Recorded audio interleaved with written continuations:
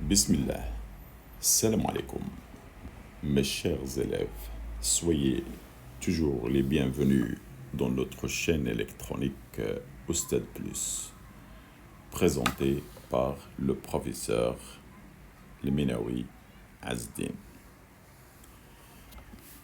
Alors on va voir dans cette partie numéro 2 la suite de la leçon numéro 1, le dipôle RC et Tuna el-Qutb RC. Toujours dans la partie de la physique, électricité, al-Kahraba. Je commence par vous faire un petit rappel concernant la première partie du dipôle RC. C'est quoi un dipôle RC? C'est un dipôle constitué par un conducteur ohmique et un condensateur de capacité C associés en série.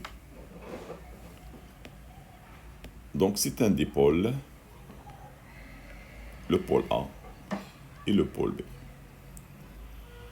Alors je vais vous rappeler les caractéristiques d'un conducteur ohmique. Le conducteur ohmique, ay al-Mosil ohmi, il a pour symbole ce rectangle avec la lettre R, qui signifie la résistance du conducteur ohmique. On vous a dit que le résisteur est un récepteur. Ça veut dire lorsqu'il est parcouru par un courant, c'est-à-dire le courant entre par A et sort par B, alors la convention récepteur, la tension entre ces bornes, elle a un sens opposé du courant. Voilà. Et on a noté sa tension UR. La loi d'Ohm, UR égale RI. Voilà ce qu'on a vu l'autre fois. Les unités I en ampères, R en ohm et U en volts. Très bien. Maintenant, on passe au condensateur, ay el-Muktif. Le symbole de trait parallèle, ces traits-là, ils représentent deux armatures de conducteurs. Et on a dit que le condensateur il est caractérisé par une constante C qui s'appelle la capacité. C'est un dipôle AB, voilà. Et aussi, c'est un récepteur. Lorsque le courant entre par A et sort par B, la tension entre ces bornes il va avoir un sens inverse du courant. Et on va la noter UC. Voilà. Lorsque le courant se dirige vers cette armature, il va se charger positivement. Et l'autre, on a dit qu'il va se charger négativement. Donc la charge du condensateur Q, c'est sa constante C multipliée par UC. Voilà la charge du condensateur. Autrement dit, la tension entre ces bornes, UC, c'est Q sur C. Bien. Les unités. On vous a dit que Q, elle est toujours en coulomb et C en farad, alors que la tension, elle est en volts. En ce qui concerne le courant, il y a deux cas. Si le courant I est variable, c'est-à-dire différent d'une constante, I, c'est dQ sur dt, ou bien I égale C DUC sur dt. Alors que si le courant est une constante, dans ce cas-là, I, c'est Q sur T. Et l'énergie électrique emmagasiné ou stocké dans un condensateur, c'est 1,5 CUC au carré. Très bien, ça c'est un rappel.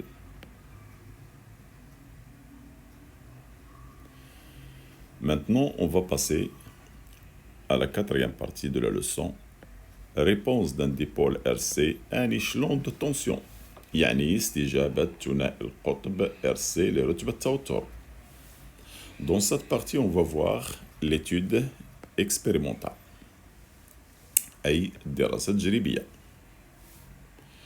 Et dans la vidéo prochaine, on verra l'étude théorique.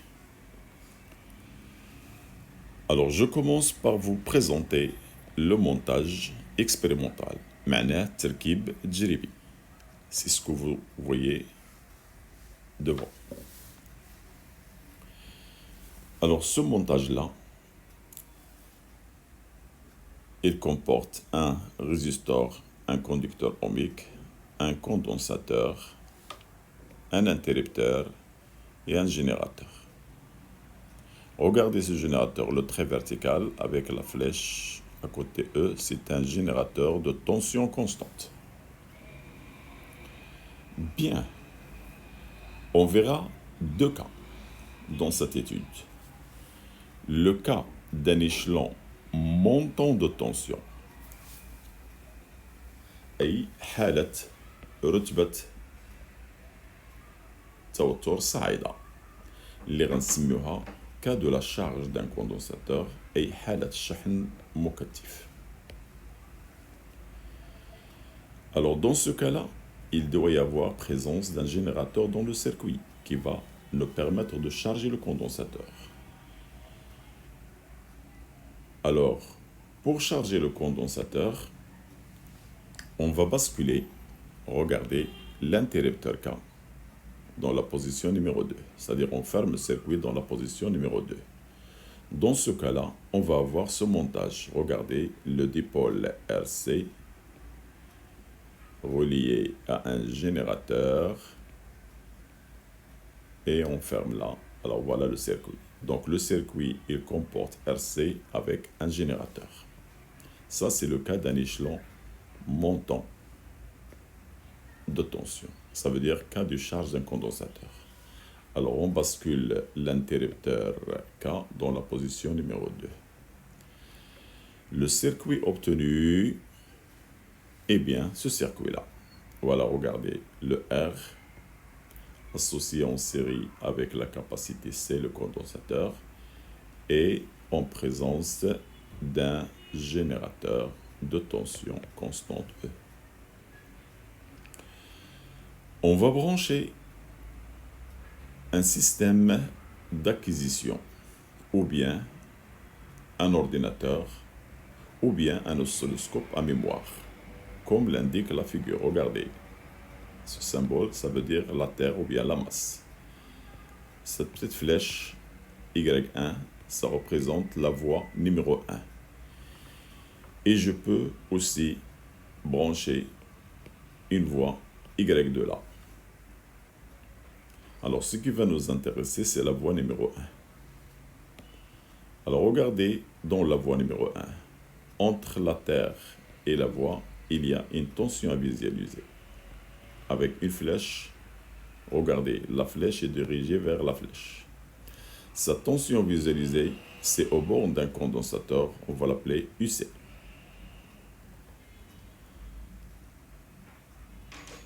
Alors, les courbes qu'on va visualiser avec ce système d'acquisition, c'est-à-dire le munhanayat al-mu'ayana, il y a deux courbes à voir. La courbe de la tension au bord du condensateur et du courant qui traverse le condensateur.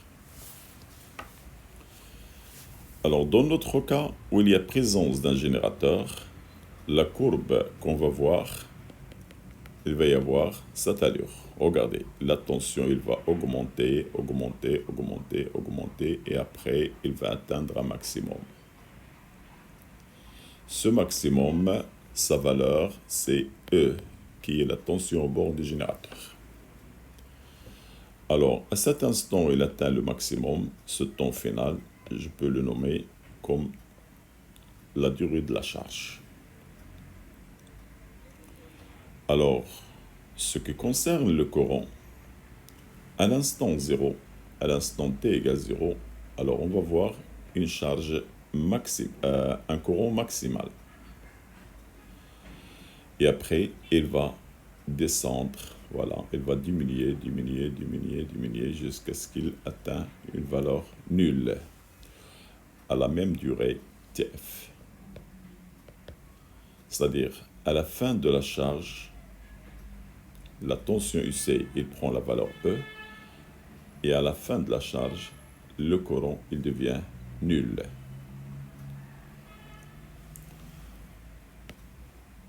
On va vous parler de régime. Regardez dans la partie numéro 1. La tension, elle est variable. Ce régime numéro 1, on va l'appeler régime permanent. Pardon, régime transitoire.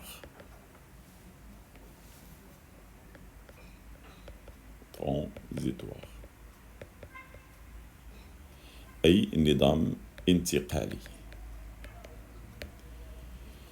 Par contre, dans la partie où la tension devient constante, ce régime numéro 2, on va l'appeler régime permanent.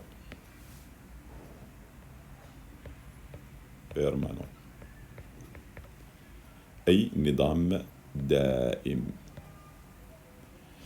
De même pour le courant, cette partie-là où le courant est variable, ça c'est le régime numéro 1, régime transitoire.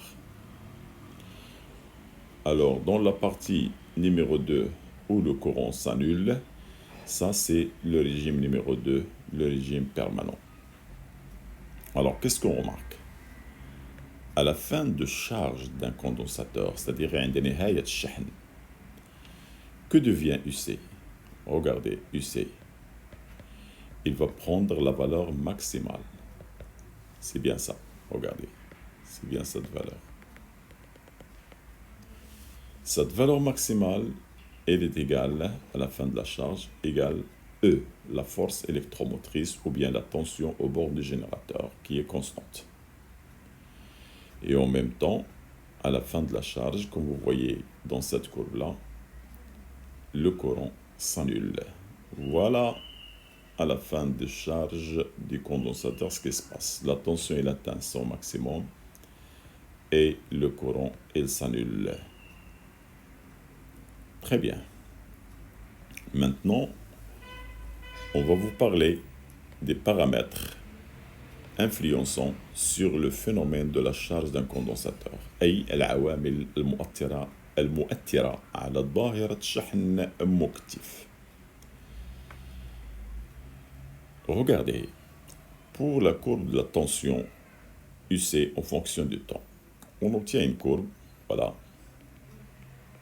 pour une résistance R1. Si on change la résistance, la valeur de la résistance du conducteur ohmique, on prend R2, avec R2 supérieur à R1, on obtient une autre courbe, voilà. Qu'est-ce qu'on remarque? Pour la courbe où la résistance est R1, il atteint son maximum à une durée TF, alors que pour R2, il atteint le maximum à une autre durée supérieure T'F. Ça veut dire la durée de la charge, il va augmenter pour la résistance R2. Donc la résistance influence sur la durée de la charge. De même pour le courant. Regardez, pour le courant en fonction du temps, alors la courbe rouge, regardez, pour R1, il atteint la valeur nulle à TF. Alors que pour la résistance R2 qui est toujours supérieure à R1, regardez la courbe 1, la fin de la charge se termine à une durée T' de F qui est supérieure. Ça veut dire que la durée de la charge augmente si on augmente quoi? On augmente la résistance. Autrement dit, je peux refaire l'expérience en faisant varier la capacité du condensateur. Je prends, au lieu de R1, je prends C1, et au lieu de R2, je prends C2. Avec C2, bien sûr, supérieur à C1. J'aurai la même chose. Ça veut dire la durée de la charge T finale d'un condensateur augmente si la résistance augmente ou bien si la capacité C du condensateur augmente ou bien si le produit de RC augmente. Bien. هذاك يعني أن مدة الشحن ديال المكتف اللي هي تي فينال كتكبر إما إلا كبرات المقاومة أو إلا كبرات السعة سي أو إلا كبر الجداء RC. Remarque très importante. Ce produit RC, on va le symboliser par la lettre τ. Et on va nommer τ la constante du temps du dipôle RC. أي ثابتة الزمن للذرة RC. Je peux signaler que la charge d'un condensateur est un phénomène transitoire.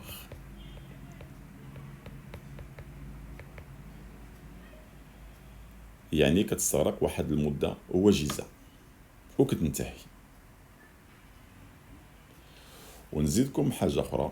La durée de la fin de charge est toujours à peu près égale à 5 fois dès que la constante les قلنا τ. Voilà, je peux vous la montrer dans le schéma. Alors regardez. On verra après que la tangente à la courbe, il y a une intersection avec l'asymptote, la projection, c'est-à-dire l'abscisse temps, c'est ce qu'on va l'appeler taux. Et pour atteindre le maximum, c'est-à-dire la fin du charge TF, alors ce taux-là, 2, 3, 4 et 5, il va avoir 5 fois taux. Donc toujours la durée de la fin de charge, c'est à peu près 5 fois taux, qui est la constante du temps du dipôle AC. Cette durée augmente si la constante du temps aussi augmente. Alors d'abord, on va voir le cas d'un échelon descendant de tension. Ça veut dire le cas de décharge d'un condensateur. أي حالة رتبة نازل التوتر يعني حالة تفريغ مكتف.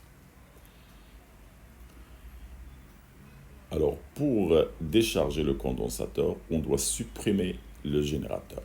Je reprends le premier montage pour vous montrer ce qu'on va faire. Alors regardez, au lieu de fermer l'interrupteur dans la position 2, j'ouvre maintenant. Le condensateur reste chargé.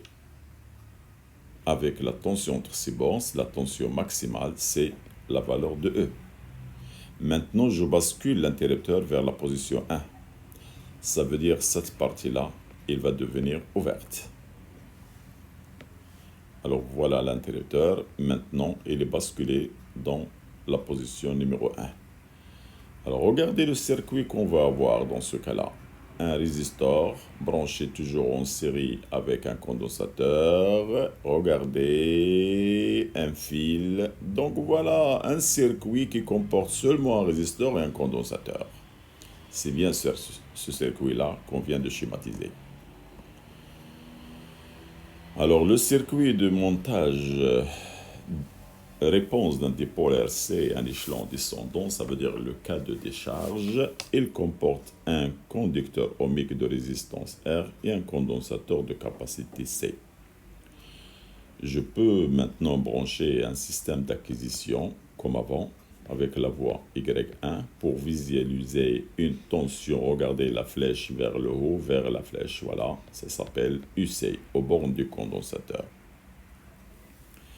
De même, on peut visualiser des courbes. Regardez les courbes visualisées, UC en fonction du temps. Alors maintenant, à l'instant 0, UC était E à la fin du charge.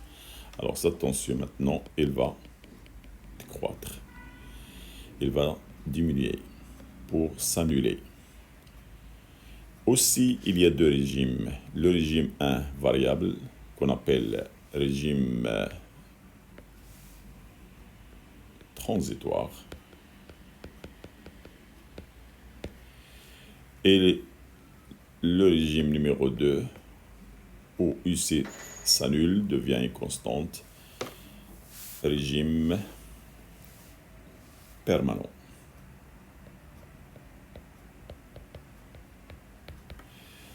Et dans le régime transitoire, لقينا نظام انتقالي. Le régime permanent سميناه نظام دائم. De même pour le courant. Regardez, de même pour le courant en fonction du temps. À l'instant 0, regardez le courant, il change de sens, donc de signe. La valeur qui était positive, il devient maintenant négative. Et il commence à augmenter pour s'annuler. Donc ce sont deux courbes concernant la réponse d'un dipôle RC à un échelon descendant de tension, c'est-à-dire le cas de décharge d'un condensateur. Il comporte aussi deux régimes, un régime transitoire et un régime permanent. À la fin du décharge, que devient UC? Regardez le UC. Il s'annule. Et le courant aussi, à la fin de charge, il s'annule aussi. Donc, UC devient nul et le courant devient nul. Ça veut dire le condensateur, il reprend son état initial avant de le charger.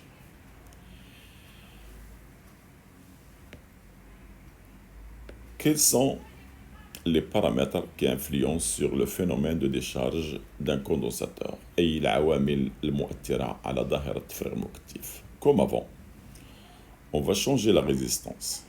Alors si on prend toujours, regardez, dans ce cas-là, je prends R1 supérieur à R2. Regardez la courbe de R2. Il atteint la fin de décharge à l'instant T'F.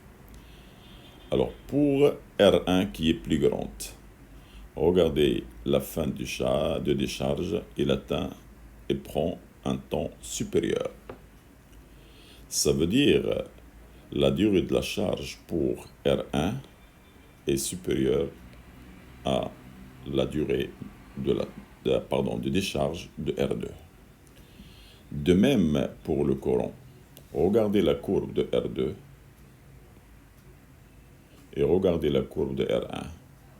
Donc, il se termine à des durées différentes. Ça veut dire la courbe qui a pour résistance supérieure, il va avoir une durée supérieure. Bien. Quels sont les facteurs qui influencent sur la durée de décharge? De même que la charge, c'est R et C, ou bien le produit RC, qu'on va nommer taux. Autrement dit, CR augmente, ou bien C augmente, la durée de décharge il va augmenter. Ou bien le produit RC augmente, la durée il va augmenter. La durée de décharge, bien sûr. Vous étiez toujours avec le professeur Monsieur Azdin El-Minaoui. Dans la partie suivante, on va voir